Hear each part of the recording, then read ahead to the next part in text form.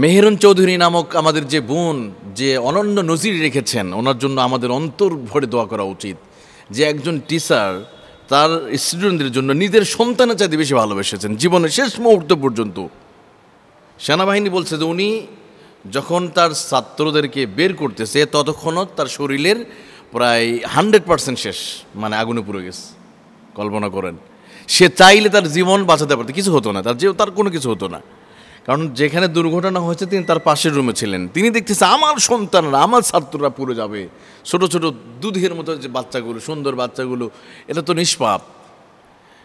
নিষ্পাপ, এই বাচ্চাগুলো পুড়ে মরে, তাদের যে কান্নার চিৎকার আওয়াজ, হয়তো আরও তো টিচার ছিল, মেহেরুন চৌধুরী কেন, ওনার মতো তো আরও অনেক টিচার, সবাই তো আসতে পারে না, ওনার মতো এই কাজটা করতে পারে না, উনি যেটা করে ফেলেছে। দেখেন, ওনার হাজব্যান্ড জিজ্ঞেস করছে, তোমারও তো ঘরে, তুমি কীভাবে এটা করতে পারলে, তোমার তো ঘরের ভিতর তোমার 2টা সন্তান আছে।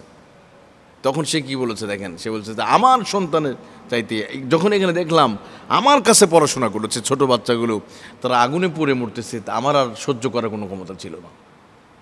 তার জীবনের শেষ মুহূর্তে যে কথাগুলো ছিল, অর্থাৎ তার জীবনের শেষ শক্তি দিয়ে তিনি তাদেরকে সেভ করছে, বের করে আনছেন ততক্ষণ তার শরীরের। আর মেয়ে মানুষের শরীরে আপনারা জানেন, তারা তো শাড়ি পরে থাকে, আবার উপরে হিজাব থাকে, উনি লম্বা শাড়ি পরেছিলেন। নর্মালি মেয়েদের শরীরে আগুন ধরে যাওয়াটা খুব স্বাভাবিক, খুব দ্রুত আগুন ছড়িয়ে যায় মেয়েদের শরীরে।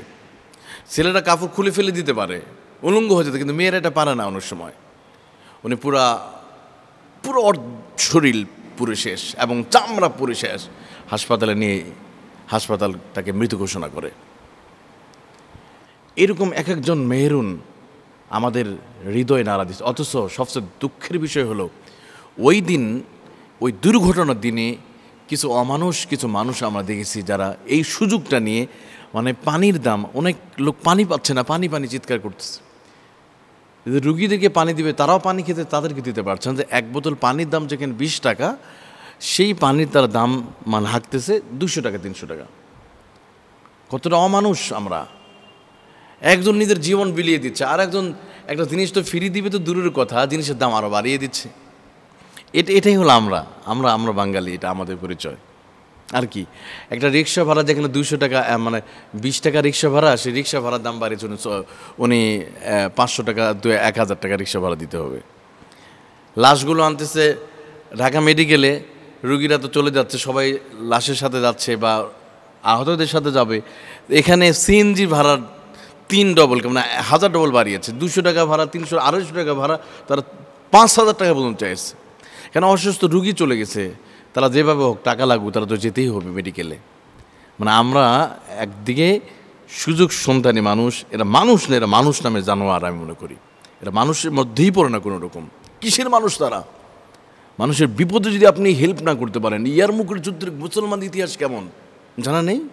যে ইয়ারমুকের যুদ্ধে 7 জন সাহাবী মারা গেলেন, কেউ পানি পান করলেন না। আমার ভাই, সে তৃষ্ণা পড়ে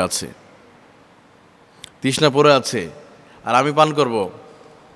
ইকরিমা রাদিয়াল্লাহু আনহু পানি মুখে নিয়েছে, তার পাশে বলছে, ইয়া রাসূলুল্লাহ, ও রাসূলুল্লাহ সাহাবী, আমি তো কলিজারে ফিরে যাচ্ছে, আমি একটু পানি বলে চিৎকার করছে। তখন ওই সাহাবী তাকে পানির বোতল দিয়ে দিস।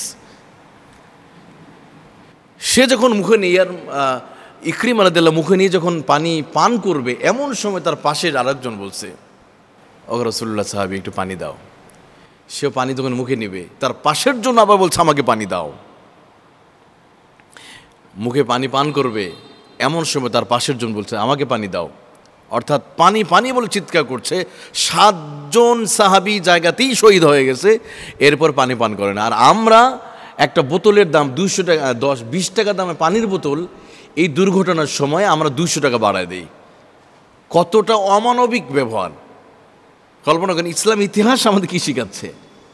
যুদ্ধের ময়দানে দামামা বেজে গেছে, সাহাবীরা পড়ে আছে, নিজে পানি পান করলে নিজে এটা বেঁচে যেতে পারতো, কিন্তু না, তা না করে নিজের জীবন উৎসর্গ করে দিলেন, এরপর পানি পান করলেন না। এটাই ইসলাম। আর এরা এই যে ব্যবহার যারা দেখিয়েছে, এক মেহেরুন নেসা, যে আমাদের ম্যাডাম, যে আপা, ওনার জন্য দোয়া করি, উনি 1000 বছর বেঁচে থাকবে, আমাদের মাঝে বেঁচে থাকবে, ওনার জন্য যুগ যুগ ধরে দোয়া হবে। মরা তো লাগবেই, কিন্তু ওনার মতো এরকম বাঘের মতো মৃত্যু, অন্যের জন্য জীবন দিতে মৃত্যু নিশ্চিত উনি শহীদ হয়ে গেছেন। শহীদ, আল্লাহ ওনাকে মাফ করে দিবে। আমরা দোয়া করি ওনার কবরটা যেন জান্নাতের বাগানে পরিণত হয় ইনশাল্লাহ। মেহেরুন নিসা।